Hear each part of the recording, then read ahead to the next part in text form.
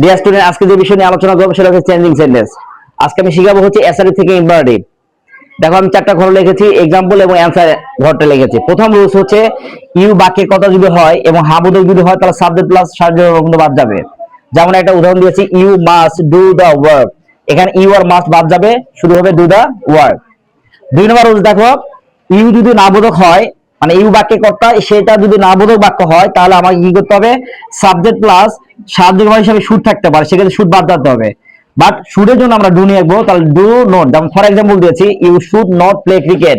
দেখো আমরা কি করবো, সাবজেক্ট ইউ এবং শুড বাদ দিব এবং শুডের জায়গায় আমরা ডু লিখবো, ডু নট প্লে ক্রিকেট হবে, অ্যান্সারটা হবে ডু নট প্লে ক্রিকেট।